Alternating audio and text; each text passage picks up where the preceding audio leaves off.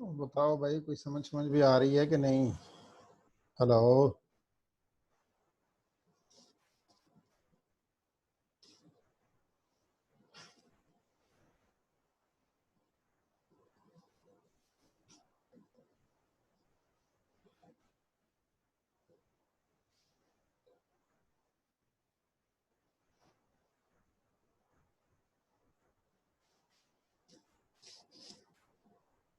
Hello.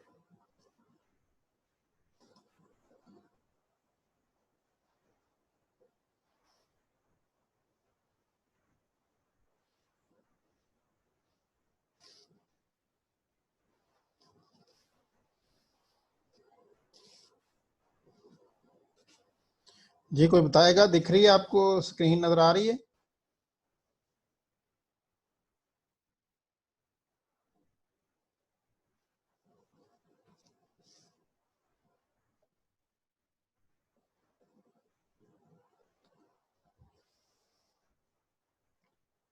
Ubaid, Aqib,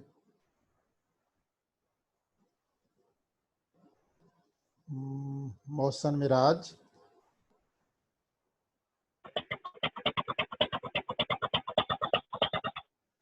हाँ मोहसन, आवाज आ रही है मेरी?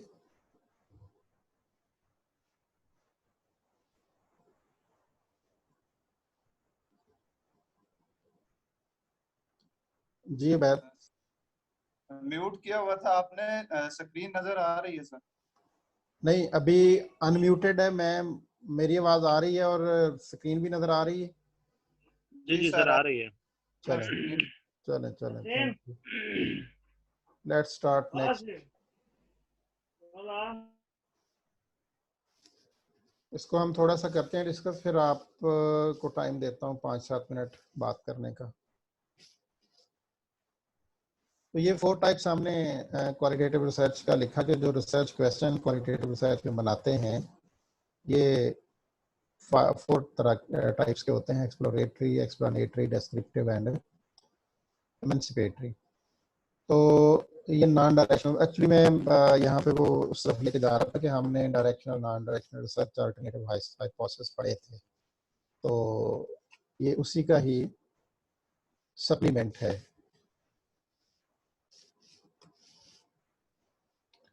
The questions frequently start with the words such as what or how rather than why.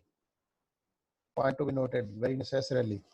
The researcher usually only needs 5 to 7 questions, ना के दर्जन भर questions लिख दिए जाएं।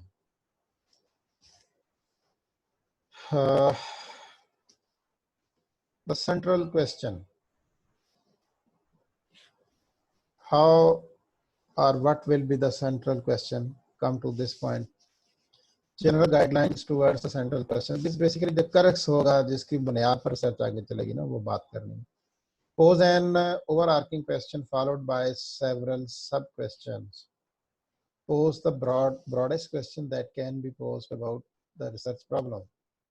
Encode the question with language from one of the 5 approaches to inquiry. ये repeat हो रही है बात, पहले भी हमने बात की कि जो आपका रिसर्च क्वेश्चन होगा ना, उससे रिफ्लेक्ट हो रहा होगा कि आप की रिसर्च स्टडी कौन सी होनी है, मेथोडोलॉजी कौन सी होनी है। तो एक तो ये है कि सब क्वेश्चंस बनाए जा सकते हैं। एक बड़ा क्वेश्चन है, उसके अंदर जिस तरह हमने देखा ना लास्ट टाइम बात करते थे कि स्टूडेंट्स की लोकेल की बात, उनकी अपना डेमोग्राफीज की बात करते थे, तो हर किसी पे अलग अलग क्वेश्चन बन सकता है बाद में सब क्वेश्चन में जाके। नरेटिव एग्जांपल जो है वो अगर आप देख सकें सेंट्रल क्वेश्चन की, तो वो इस तरह होती है: no central question was posed in the article, a possible central question, what story does Lee have to tell. तो नरेटिव में जो ली ने अपनी बस सुनाई थी, वो जो 28 साल बंदा या लड़का अपॉर्चुनिटी हाउस में था जिसको आथर मिला था, उसने अपनी जो बस स्टोरी सुनाई, उससे ही सेंट्रल क्वेश्चन निकला इसका। The central question implies an individual has a story to tell. किस फॉर्म में? नरेटिव में। ये याद रखना है कि नरेटिव में जो सेंट्रल क्वेश्चन वही होता है जो वो स्टोरी सुना रहा होता है।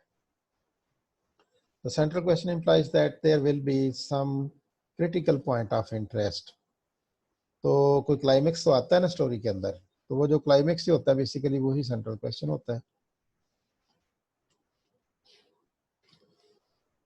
फिनोमेनोलॉजी में जो फिनोमेनोलॉजिकल रिसर्च है उसके अंदर सेंट्रल क्वेश्चन किस तरह का होगा। No central question was posed in the article. A possible central question: what meaning do the 40 men and 17 women with the diagnostic of AIDS ascribe to their illness?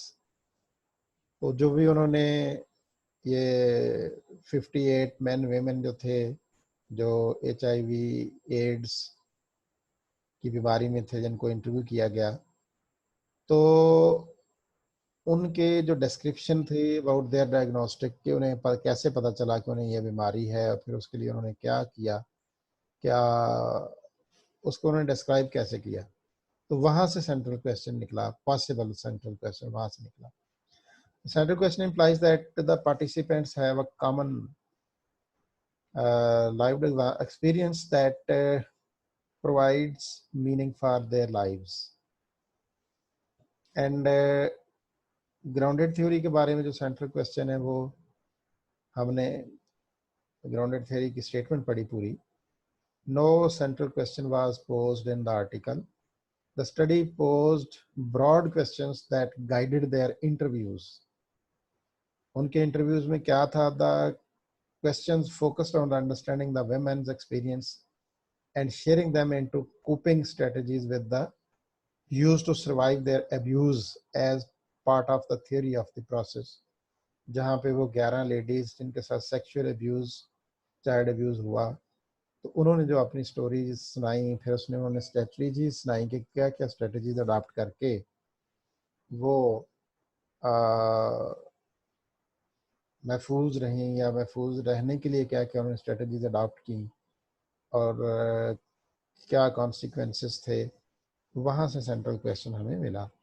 बड़ी relevant और bridged up examples हैं, एक के साथ दूसरी, दूसरी के साथ तीसरी।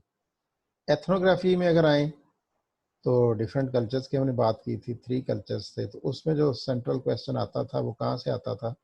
पॉसिबल जो है वो सिचुएशन देख लेते हैं।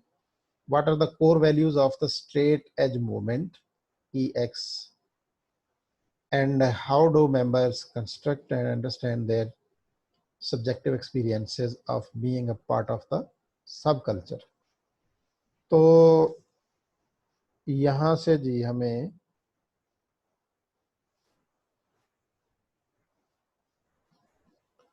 Idea of the central question मिलता है। The central question identifies a culture sharing group and central question begins by asking for a description of core values. Central question uses the description of the core values to build an understanding of the experiences that are presented at the as a theme in the study. So this is all about the thematic sense of the central question in the ethnography.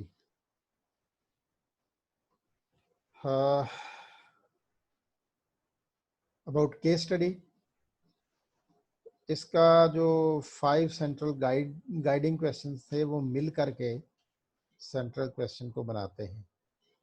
What happened? Who was involved in the response to the incident? What themes emerged during the 8-month period that followed this incident? ये वही है case study जो हमने detail में discuss की, जहाँ पे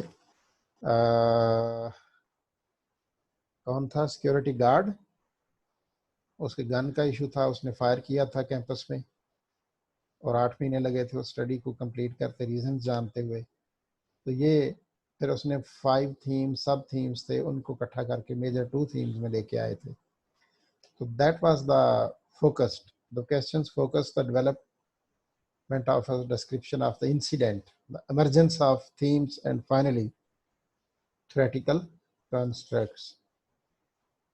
तो देखो कितना इंटरेस्टिंग है कि जो 3 सेशंस पहले हमने बात की हुई है उसकी कंटिन्यूटी चल रही है और उसके एग्जांपल को हम कोट कर रहे हैं। This is the beautifulness of this book Creswell. इसलिए मैं क्रेसवेल की बुक को बार बार आपसे कहता था कि इसको आप लें, देखें, पढ़ें। आई डोंट नो आप इसको पढ़ते हो कि नहीं, बहरहाल ये है बड़ी इंटरेस्टिंग बुक। तो सब क्वेश्चंस, टाइप्स ऑफ सब क्वेश्चन, मैंने पीछे हमने बताया ना कि एक बड़ा क्वेश्चन बना लें फिर उसके सब क्वेश्चन बना सकते हैं। तो वो कंपोनेंट्स जो हम मेजर क्वेश्चन में एक ही दफ़ा एक ही सांस में लंबी बात नहीं कर सकते, हम सब क्वेश्चन में उनको डिस्कस कर सकते हैं। वो कैसे कर सकते हैं, लेट्स सी। इशू ओरिएंटेड सब क्वेश्चन, जो स्मार्ट इश्यूज हैं उनको आप वन बाय वन वहां पे बताते जाएं। These questions address the major concern and complexities to be resolved. Ubaid 40 लोग हैं इस वक्त क्लास में। These questions take the phenomena in the central research question and break it down into subtopics. Procedural सब क्वेश्चंस भी हो सकते हैं प्रोसेस अडॉप्ट करने के लिए। Anticipated needs for information, information needed for description of a case. Question एक बड़ा हो सकता है, लेकिन हम जो भी रिसर्च मेथोडोलॉजी ले रहे हैं उसके नीड के अकॉर्डिंग उसको सब कंपोनेंट्स में हम डिवाइड कर सकते हैं। These questions cover procedural steps in the process of research associated with one of the approaches. इसकी हम एग्जांपल देख लेते हैं। Issue sub questions.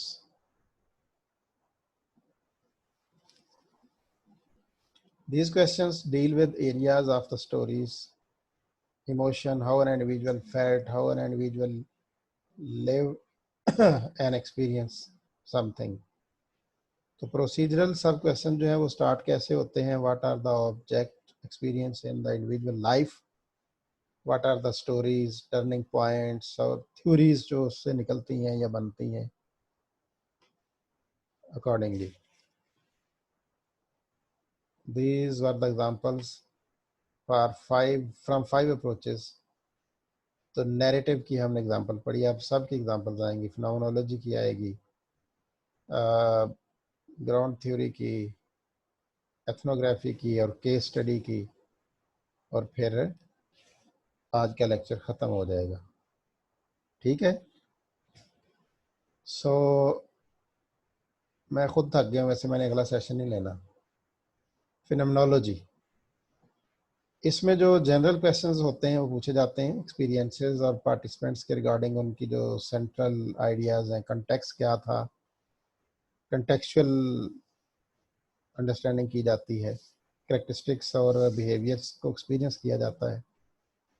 इसके जो प्रोसीजरल क्वेश्चंस हैं उसमें स्ट्रक्चरल मीनिंग ऐड होते हैं और फीलिंग्स ऑफ द पार्टिसिपेंट्स और जो सेंट्रल फिनोमेना होता है थीम, उसको देखते हैं। ग्राउंडेड थ्योरी के अंदर प्रोसेस जो डिस्क्राइब किया जाता है बाय द पार्टिसिपेंट उसको देखते हैं, और इसके अगर प्रोसीजरल सब क्वेश्चन से एग्जांपल लें तो कैटेगरीज जो मर्ज होती हैं वो देखते हैं। एथनोग्राफी के अंदर चूँकि यहाँ कल्चर से तल्लक है तो उनकी values, behaviour of the group और बिलीव्स क्या हैं, और प्रोसीजरल साइड ऑफ सब क्वेश्चंस जो है उसमें analysis of the dominant culture किया जाता है। जो डोमिनेंट कल्चरल थीम है उसके अकॉर्डिंग उसको लेके चलते हैं। एंड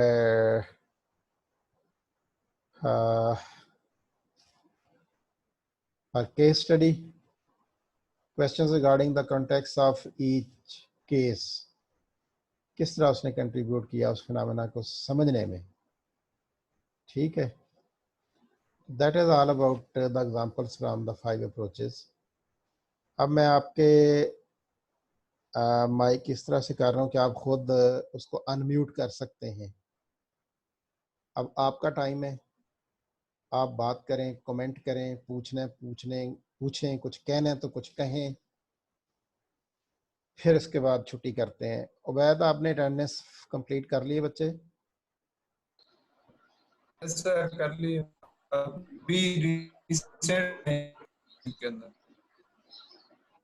अच्छा, इंक्लूडिंग यू। अच्छा, इंक्लूडिंग मी कितने हैं? 41। अच्छा अच्छा, चलो, तो ये डिफरेंस जरा निकालते अभी हैं। 43 हुए। तो दूसरी ये बात है कि अगर किसी का इशू आ रहा हो कि जी वो मैं तो अटेंडेंस की मेरी लेकिन लगी नहीं है, तो आपने अटेंडेंस चेक करनी है आज शाम तक। कल मुझे को कहे कि जी वो मेरी अटेंडेंस नहीं लगी हुई थी तो मैं रिस्पॉन्ड नहीं कर सकता। मेरे पास जो राइट्स हैं वो आज के दिन के ही हैं और आज का दिन ख़त्म हो जाता है रात 12 बजे। तो चूँकि मैं इंसान हूँ, मुझे 10 पहले पहले सोना है। तो रमज़ान है, अफ्तारी से पहले पहले जो बता देगा कि जी मैं वहाँ एब्सेंट, तो मैं उसको एड्रेस कर दूंगा। जी फायजा असलम, आप बताइए क्या कहने हैं? सर मेरा क्वेश्चन जो है वो रिकॉर्डिंग वीडियो के से रिलेटेड है। हाँ सर आप जो लिंक सेंड कर रहे हैं ना अनाउंसमेंट पर भी, सर वो ओपन नहीं हो रहे हैं और ना ही ड्राइव लिंक से ओपन हो रहा है। तो सर आपने जो फर्स्ट टाइम अपलोड किया था ना, वो इजीली रिकॉर्डेड वीडियो जो है वो ऑन हो गई थी। तो सर अगर काइंडली आप वैसे कर दे तो। कहाँ से एक्सेस नहीं हो रहा? सर CMS से। क्यों नहीं हो रहा? वहाँ पे मैंने जो यूट्यूब लिंक दिए हुए हैं, आप उसको कॉपी करके उसमें डालें। गूगल में तो होते हैं, होते क्यों नहीं? Okay okay sir, copy paste करना है। वहाँ क्लिक करने से होता है तो ठीक, अदरवाइज कॉपी पेस्ट कर लें। और दूसरा हजूर उसका ख्याल रखना है कि वो 4 लिंक दिए होते हैं और लाइन एक में लिखे होते हैं।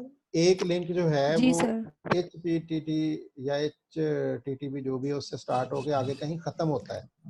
जहाँ ख़त्म होता है वहाँ आपने भी ओके। उसको ख़त्म करना है। वो 2 लाइनें जी टाइप नहीं सर वो तो। करनी, वो कभी भी नहीं खुलेंगी। ओके सर, ठीक है, थैंक हाँ यू जी। सर। और हेलो, आकिब एजाज, हुक्म फरमाएं भाई, आप बात करना चाह रहे हो? सर क्वेश्चन तो इररिलेवेंट है, पूछना था कि मिड टर्म के वाले से सिलेबस कितना को होगा, ये जितना हम पढ़ लेंगे। हाँ हाँ हाँ हाँ हाँ, जब मिड टर्म आएगा अभी ना हमने आप, जब मिड टर्म आएगा आप जैसे कहेंगे वैसे कर लेंगे। मतलब मोहब्बत कर देंगे ना हमारे साथ। यार वो आप पहले ही माशाल्लाह बड़ी कर रहे हैं। जैसा आपने सवाल किया मैंने जवाब दे तो दिया है।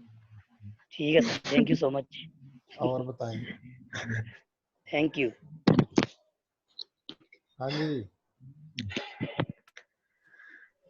यार आप बातें नहीं करते, मैं चाहता हूँ आप मेरे साथ बातें भी करें। जी कौन से पार्टिसिपेंट्स हैं जिन्होंने हैंड रेज किए हैं? हेलो हेलो जी। जी वालेकुम अस्सलाम। बोलें भाई, आगे भी बोलें। सर हम तो बहुत खुश जा रहे हैं आपके साथ के मार्क्स भी अच्छे हैं और सारा सिस्टम अच्छा जा रहा है। आप कौन बात कर रहे जी हो? सर, आवाज आ रही है? आवाज आ रही है, बात कौन बोल कौन रहे हो? सर मैं फयाज। ओके, तो मैं भी यार खुश हूँ आप लोगों से, मैंने तो सर पहले ही मोहम्मद बताया कि फयाज। जी जी ठीक है, थैंक यू फयाज। जी सर, तो ना हम्म। कल एक कोई दोस्त मिला, उसने थोड़ा सा मिस गाइड किया है। वो कैसे? कह रहे थे कि लो जी, वो कह रहे थे जिनके पास टारगेट होता है यूनिवर्सिटी वालों के पास, वो पूरी डिग्रियां नहीं देते, चंद डिग्रियां होती हैं, तो इस तरह करके। मैंने कहा नहीं, हमारा तो अच्छा जा रहा है, नंबर सिस्टम ठीक है। तो उसने कह लेंगे हमें ड्रा ही दी है। अच्छा इस तरह है तो कि उसके बारे में जरा। मैं बता रहा हूँ। लकीली आप उस यूनिवर्सिटी के स्टूडेंट हैं जो 2010 से W कैटेगरी यूनिवर्सिटी है।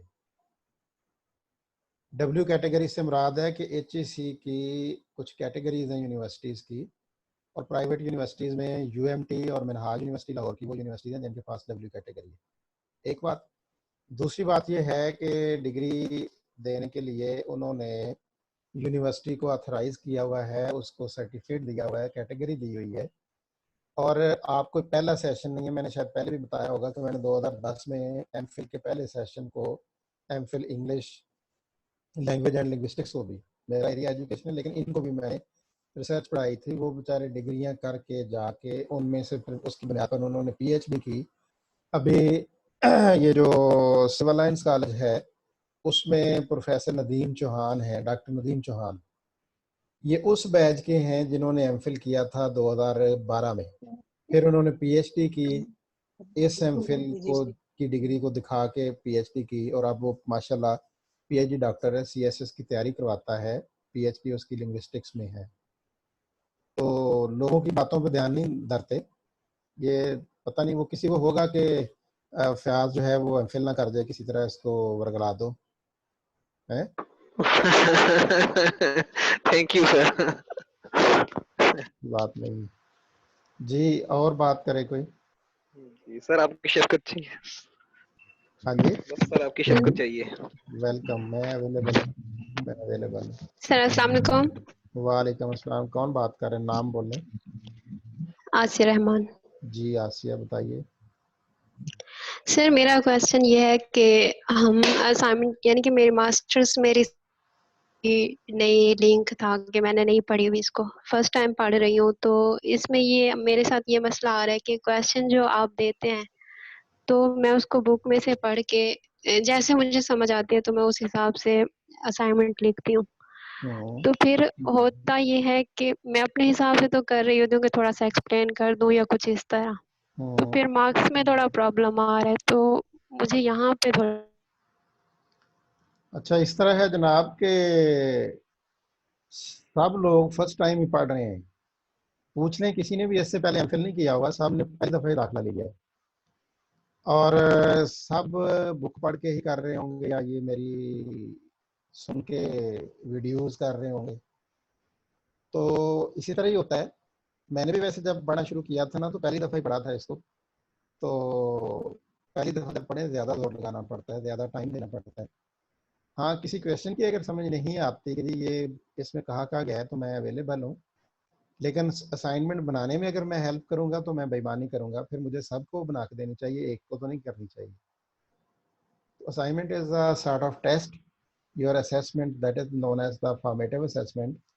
उसमें तो मैंने देखना है कि आपको क्या समझ आई है जो हमने यहाँ बातें की हैं। तो उसके दो तरीक़ाकार हैं, मैं आपको सपोर्ट कर देता हूँ। सबसे अच्छा तरीका है कि गौर से यहाँ बैठ के सुनें, अपने पास पेपर पेन रखें, जो मुश्किलात हैं उनको नोट करें और क्लास के अंदर यहाँ पूछें। जब आप पूछेंगे तो बाकियों को भी फ़ायदा होगा। जब आप अलग से फ़ोन करके पूछेगा कोई भी, तो उससे मैं नुकसान कर रहा हूँ बाकी क्लास का और उस अकेले को फेवर दे रहा हूँ। तो मेरी ये ख्वाहिश होगी कि यहाँ क्लास में डिस्कशन हो ताकि सबको फ़ायदा हो। और एक दफ़ा नहीं, दो दफ़ा बहुत सारे लोगों ने ईमेल करके मुझे अटैचमेंट भेजी है कि जी मार्क्स हमारे इतने आए हैं, आप हमें गाइड कर दें कि इसमें कहाँ डेफिशिएंसी है ताकि हम उसको रिमूव कर लें, और मैंने उन्हें गाइड किया है। तो आप भी ऐसा कर सकते हैं जी। और कोई? फायजा असलम, आपने बड़ी देर का हैंड रेज किया हुआ है। हेलो सर मेरा क्वेश्चन हो गया था। सर मुझे एक क्वेश्चन पूछना है, अगर हम आपको मतलब कॉल करना चाहिए तो किस टाइम कर सकते हैं? कॉल जरूरी हो तो करें, वरना ईमेल करें, अदरवाइज कॉल फिर आप जब भी कर जी लें सर, तो। वैसे वही पूछा है ना कि अगर कभी ज़रूरी बात करनी हो तो। बस मैं कुछ 10 बजे सो जाता हूँ, तो बहुत पहले पहले कर लें तो अच्छा है। नेक मोहम्मद, आप बात करें। हेलो हेलो नेक सर। जी जी। सर पिछला जो क्विज वाला असाइनमेंट था सर, वो क्विज जो था हमारा सर, हाँ हाँ वो मैंने बनाया सर, और एक और भी स्टूडेंट था मेरा और उसका बिल्कुल सेम था, लेकिन हाँ मुझे 4 मार्क्स मिले थे, उसे आउट ऑफ 6 हाँ मार्क्स मिले थे सर। हाँ। तो मुझे समझ नहीं आई कि मैंने इसमें कौन सा वो किया है सर। आपको कैसे पता है कि आपका और उसका सेम था? क्या दोनों ने मिलके एक ही बनाया था? नहीं सर, उसके बाद जब उसने मार्क्स शेयर किए ग्रुप में, फिर हमने उसे कहा कि आप अपनी वो क्विज शेयर करें, फिर उसने शेयर किया, फिर हमने देखा। अच्छा, एक बात तो ये है कि जो भाई बंधुओं वाली बात है कि ये आउट ऑफ क्वेश्चन है, टीचर की प्रोरोगेटिव है, उसको आप ये क्लेम नहीं कर सकते कि उसको आपने इतने नंबर दिए हैं तो मुझे इतने क्यों दिए। मेरा भी वो था और नहीं। उसका भी वो था। सुन ले, मेरी ध्यान से बात सुन ले।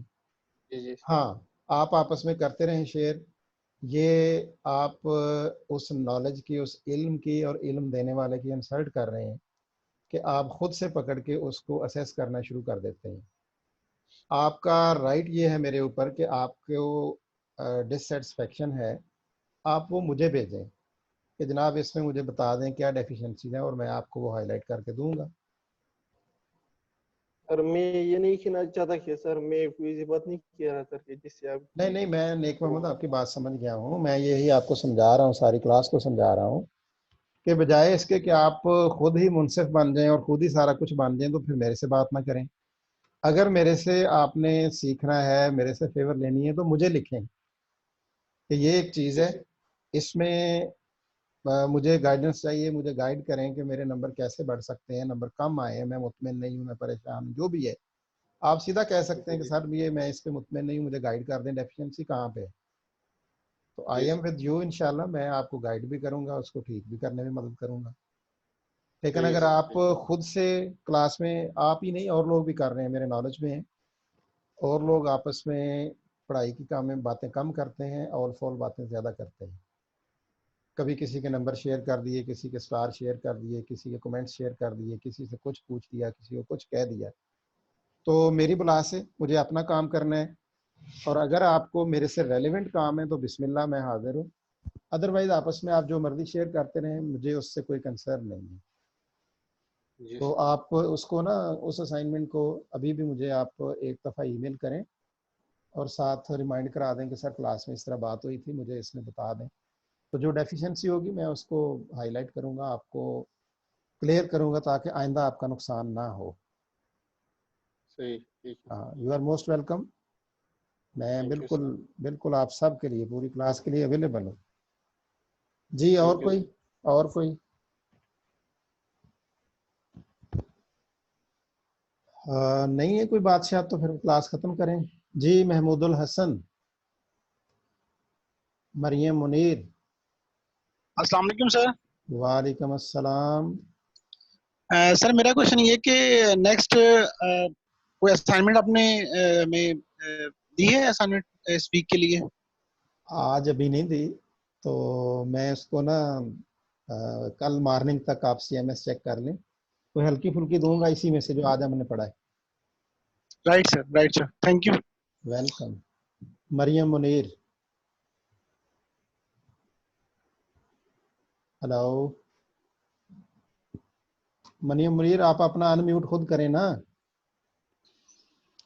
अस्सलाम वालेकुम सर। जी वालेकुम अस्सलाम। सर ये CMS का जो डिस्कशन बोर्ड का ऑप्शन है सर, इसके बारे में थोड़ा सा बता दें। हाँ, डिस्कशन बोर्ड बेसिकली जनरल ये है कि आपको मैं कोई एक टॉपिक दूँ और उस पर आप अपनी अंडरस्टैंडिंग पढ़ने के बाद दें। ये उस तरह से असाइनमेंट नहीं है कि उसका जवाब आप लिखें। जब आप अपना ज़ाती कुछ चीज़ें पढ़ने के बाद personal point of view share करोगे, तो वो लोगों से मुख्तलिफ होगा। वो मेरी जिम्मेदारी है, मैं उसको समझूं कि ये जो बात मैंने पूछी है उसी पे ही है। तो इसमें सिमिलर होना किसी से कोई ज़रूरी नहीं है और ना होना ही चाहिए, क्योंकि हर किसी की अपनी अपनी अंडरस्टैंडिंग हो सकती है ना। और ये रैंक्ड है, इसमें आपको कोई स्टार शो हो रहे होंगे कोई, और जो इस तरफ से मैं जितने मार्क्स देता हूँ उतने वहाँ स्टार शो होते हैं। तो ये बेसिकली क्लास डिस्कशन टाइप एक चीज़ है, इसमें आप ज़रूर पार्टिसिपेट करें। Okay, thank you sir. हाँ जी, कोई और? मुजाहिद।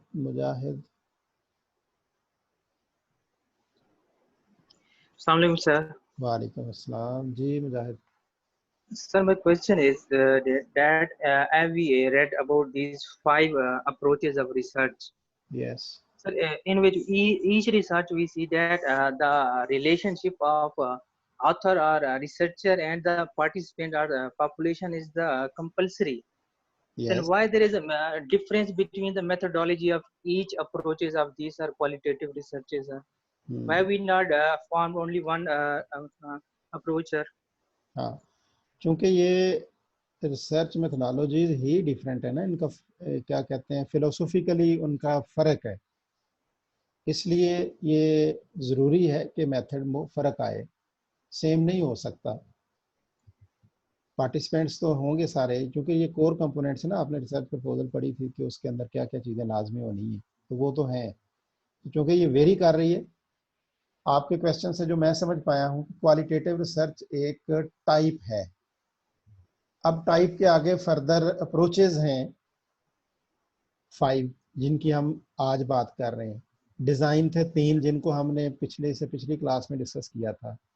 तो वो 3 डिज़ाइन, ये 5 अप्रोचेज मिलके 8 बातें हो गई। इन सार को मिला के हम कहते क्वालिटेटिव रिसर्च ही है टाइप, ठीक। लेकिन इनके सब के अपने अपने फिनोमिनाज हैं, वो सेपरेट ही यूज होंगे, इससे घबराना नहीं है। Thank you sir. Welcome welcome. अच्छा, कोई लास्ट क्वेश्चन मैं एक ले लेता हूँ, किसी ने करना है तो उसके बाद फिर हम ऑफ करते हैं। ओके जी, thank you all of you. If there is no more question, ये कोई है हाफिज मोहम्मद खालिद इफ्तिखार साहब। जी खालिद साहब, आप अनम्यूट करें ना अपना हाफिज साहब। जी बोलें। हेलो, आप अपना माइक अनम्यूट करो भाई। हाफिज जी। अस्सलाम वालेकुम सर। वालेकुम अस्सलाम, कैसे हो, ठीक हो?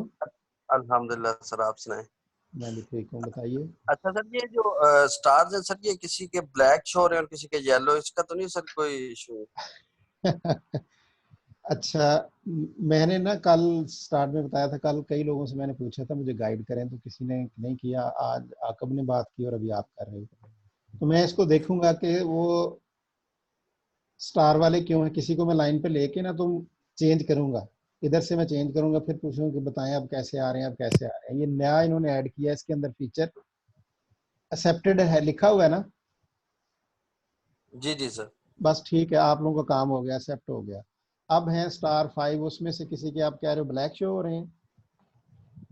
सर वो सारे ब्लैक है मतलब, और किसी के सारे येलो हैं। ओके, जिनके ब्लैक हैं इसका मतलब है कि उनका जो रैंक मैंने नहीं किया। मेरे पास एक रैंकिंग की ऑप्शन है, तो वो मैंने रैंक नहीं किया, या रैंक किया तो उसको पब्लिश नहीं किया, ठीक। जी जी सर। वो ये एक्सपेरिमेंट करने के लिए मैंने छोड़े हुए थे, तो ठीक है, मैं ठीक, देख लूंगा उन्हें। Thank you sir.